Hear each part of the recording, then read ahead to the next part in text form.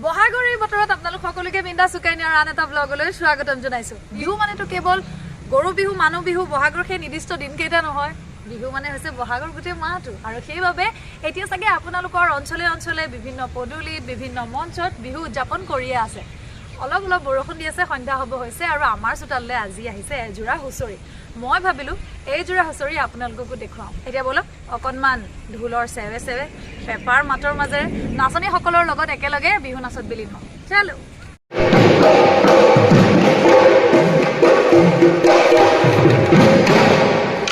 এতিয়া আপোনালোকে চাগে ভাবিছে হুঁচৰি দেখুৱাবলৈকে এই ব্লগটো কিয় বনালে? কৈছোঁ শুনক। আচলতে এই হুঁচৰি দলটো অকণমান ব্যতিক্ৰমী। কেইগৰাকীমান গাভৰুৱে লগ লাগি নিজৰ সকলো কাম বন এৰি, পঢ়া শুনা এৰি এই বহাগৰ মাহত হুঁচৰি মাৰিছে আৰু আহিছে আমাৰ পদূলিলৈ। এই ব্যতিক্ৰমী দলটোকে আপোনালোকক দেখুৱাব বিচাৰিছোঁ।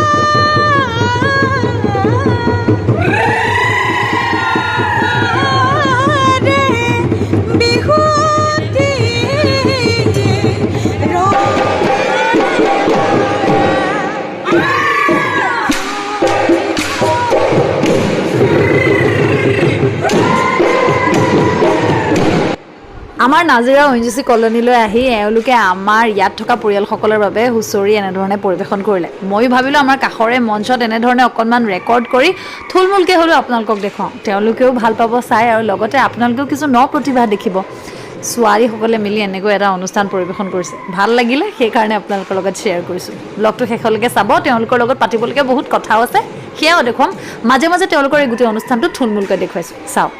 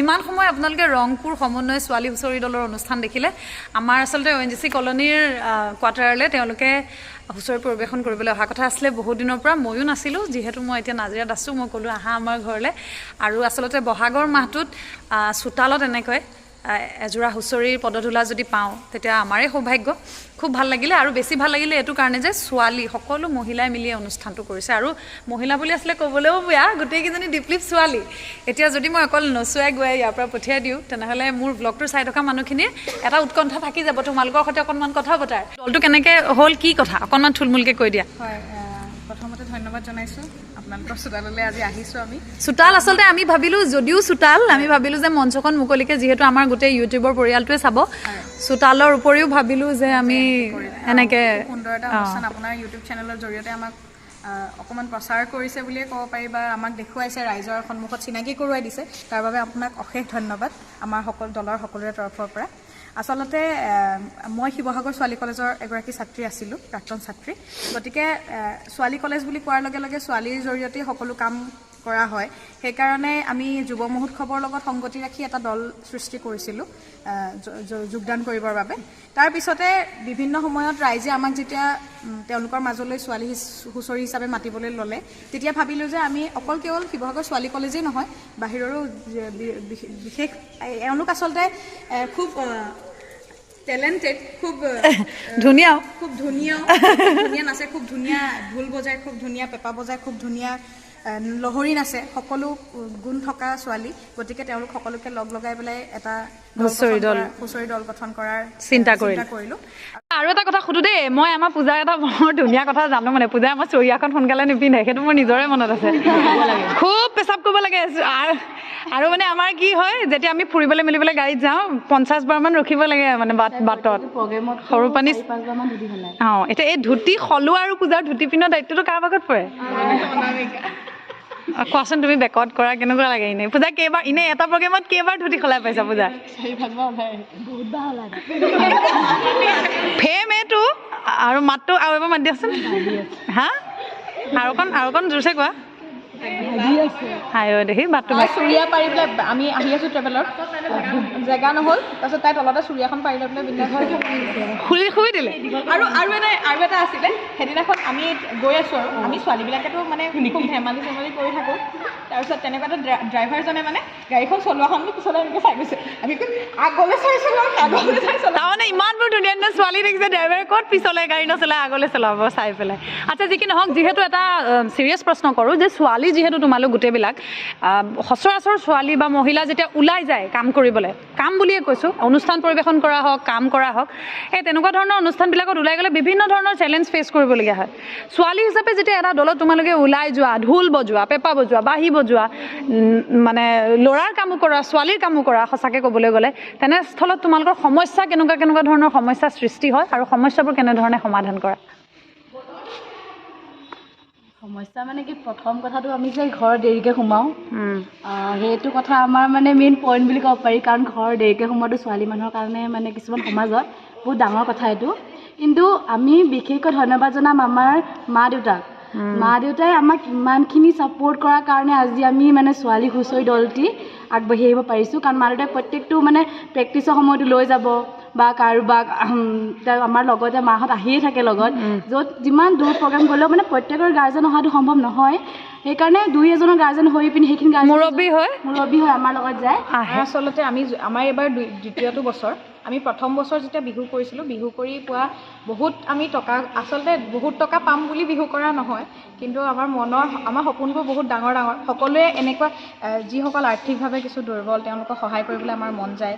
কিছুমান বৃদ্ধাশ্ৰম হওক বা অনাথালয়, এইবিলাকত আমাৰ সহায় কৰিব মন যায়, কিন্তু আমি হয়তো ব্যক্তিগতভাৱে তেনেকুৱা কিবা সমস্যা থাকিলে হয়তো নোৱাৰোঁ। কিন্তু আমি বিহুত যেতিয়া যোৱাবাৰ বিহু কৰি পইচা যি কেইটকা পাইছিলোঁ তাৰে ভাগ কৰাৰ উপৰিও আমি বৃদ্ধাশ্ৰম এখনলৈ গৈছিলোঁ। তাতে গৈ আমি তেওঁলোকৰ লগত এসাঁজ ভাত খাই সময় কটাইছিলোঁ। আৰু এই বছৰো আমাৰ এটা বিশেষ আছে প্লেনিং যে আমি কমেও 10জনমান ষ্টুডেণ্টক মানে আৰ্থিকভাৱে দুৰ্বল সহায় যাতে কৰিব। খুব ভাল কথা। শেষত মই মোৰ ব্লগটো শেষ কৰিবলৈ লৈছোঁ। তোমালোকে কি আহ্বান জনাবা? গোটেইকেইগৰাকীৰ হৈ মই এজনক প্ৰমুখ্যে উদ্দেশ্যি ক'বলৈ গৈছোঁ যে তোমালোকৰ কি ধৰণৰ আহ্বান থাকিব তোমালোকৰ হুঁচৰি দলটোক লৈ দৰ্শকৰ প্ৰতি? হয়, মই মাজতেও কৈছোঁ যে আমি শিকাৰো, আমাৰ হয়তো ভুল ত্ৰুটি হৈ যাব পাৰে। সেই সকলোখিনি ৰাইজে যাতে আমাক শুধৰাই দিয়ে গঠনমূলক সমালোচনাৰ দ্বাৰা, আৰু ভৱিষ্যতে যাতে আমি আকৌ ৰূপত যাতে ওলাই আহিব পাৰোঁ। অহাটো বহাগ আহি আছে, আকৌ আহিব বহাগ, এইবাৰতো যাব হ'লেই। এতিয়া সকলোৱে যাতে আমাক সহায় সহযোগিতা কৰে আৰু আশীৰ্বাদ দিয়ে, আৰু আমাৰ দৰেই যাতে যদি কোনো ছোৱালী, আপুনি যিটো ছোৱালীৰ কথাটো উল্লেখ কৰিছে, যথেষ্ট আমি চেলেঞ্জৰ সন্মুখীন হওঁ। গতিকে মাক দেউতাকসকলক, যিসকল ছোৱালী আগ্ৰহী, তেওঁলোকক যাতে ওলাই যাবলৈ সুবিধাকণ দিয়ে। আমি সেই প্ৰত্যেকগৰাকী অভিভাৱকৰ ওচৰত তাৰ প্ৰতি আমি অনুৰোধ জনাইছোঁ। থেংক ইউ ছ' মাছ। এয়া আছিল কেইজনীমান সাহসী ছোৱালীৰ কৃষ্টি সংস্কৃতিৰ লগত জড়িত হৈ নিজক আগবঢ়াই নিয়াৰ এটা সৰু প্ৰচেষ্টা। আমি সকলোৱে জানো যে এই প্ৰচেষ্টাত তেওঁলোকৰ বহু ভুল ত্ৰুটি ৰৈ যাব, কিন্তু এই ভুল ত্ৰুটিবোৰ আঙুলিয়াই তেওঁলোকক শুদ্ধ কৰা আৰু তেওঁলোকক সমাজত আগবাঢ়ি যোৱাৰ ক্ষেত্ৰত সহায় কৰাৰ দায়িত্ব কিন্তু আমাৰেই। কমেণ্ট ছেকশ্যনত জনাব আজিৰ অনুষ্ঠানটো চাই কেনে পালে। এনেধৰণৰ ভাল লগা কিছুমান মনৰ মানুহৰ সৈতে কিছু নতুন কথা লৈ আকৌ আহিবলৈ চেষ্টা কৰিম। আজিলৈ তেওঁলোকৰ আশীৰ্বাদ আমাৰ চোতালত এনেধৰণে লৈ সেই ব্লগটো শেষ কৰিবলৈ লৈছোঁ। তেওঁলোকক যদি আপোনালোকেও ভৱিষ্যতে বিচাৰে তেনেহ'লে মই ফোন নম্বৰটো ডেছক্ৰিপশ্যনত দি দিম, যোগাযোগ কৰিব পাৰে। আপোনাৰ চৌপাশে থকা তেনেকুৱা প্ৰত্যেকগৰাকী ছোৱালীক উৎসাহিত কৰক, সমাজত ভাল কাম কৰিবলৈ আগবাঢ়ি যোৱাৰ ক্ষেত্ৰত উৎসাহিত কৰাৰ লগতে তেওঁলোকক সহায় কৰক। এয়া আছিল ছোৱালীসকলে পৰিৱেশন কৰা হুঁচৰি অনুষ্ঠান। আশা কৰোঁ আপোনালোকে চাই ভাল পালে। মই সদায় চেনেলত ট্ৰাই কৰোঁ যাতে মোৰ পাৰ্চনেল কণ্টেণ্ট কিছুমান আপোনালোকৰ লগত দেখুৱাৰ লগতে কিছুমান এনেকুৱা ধৰণৰ ভাল বস্তু আপোনালোকৰ মাজলৈ এৰি দিব পাৰোঁ, যিবোৰ দেখি হয়তো দুটা কথা আপুনিও শিকে, দুটা কথা আপুনিও উপলব্ধি কৰে, আৰু লগতে আমিও সুপ্ত প্ৰতিভা এনেধৰণে দেখিবলৈ পাওঁ। এয়া হৈছে নতুনকৈ উঠি অহা ল'ৰা ছোৱালী। এওঁলোকৰ প্ৰত্যেকৰে মনত একোটা সপোন আছে, যথেষ্ট শিক্ষাগতভাৱে তেওঁলোকৰ অৰ্হতা আছে, তেওঁলোক স্কুল কলেজত পঢ়ি থকা ল'ৰা ছোৱালী, এটা ভৱিষ্যত আছে সুন্দৰ। তথাপিও নিজৰ কৃষ্টি সংস্কৃতিক দাঙি ধৰিছে, নিজৰ বুকুত সাৱটি ৰাখিছে, আৰু এগৰাকী ছোৱালী হৈও সকলো বাধা বিঘিনি নেওচি এনেকৈ ওলাই আহিছে। ইহঁতক আঁকোৱালি লোৱাটো, ইহঁতক উৎসাহিত কৰাটো আমাৰ দায়িত্ব, আৰু সেই দায়িত্ব অনুভৱ কৰি আচলতে এই ব্লগটো মই আপোনালোকলৈ প্ৰেৰণ কৰিলোঁ। যদি আপোনালোকে ভাল পায় এই ব্লগটো চাই বা তেওঁলোকৰ অনুষ্ঠান চাই, তেনেহ'লে এওঁলোকক যোগাযোগ কৰিব। এই বৰ্ষত হ'লেও বা অহা বৰ্ষত হ'লেও বিভিন্ন ধৰণৰ অনুষ্ঠানত তেওঁলোকক মাতিব, তেওঁলোকক উৎসাহিত কৰিব বুলি আশা কৰিলোঁ। এনেকুৱা ন প্ৰতিভা আপোনালোকৰ মাজত দাঙি ধৰিবলৈ চেষ্টা কৰিম। আজিলৈ এৰিছোঁ। বাই বাই, ষ্টে বিন্দাছ।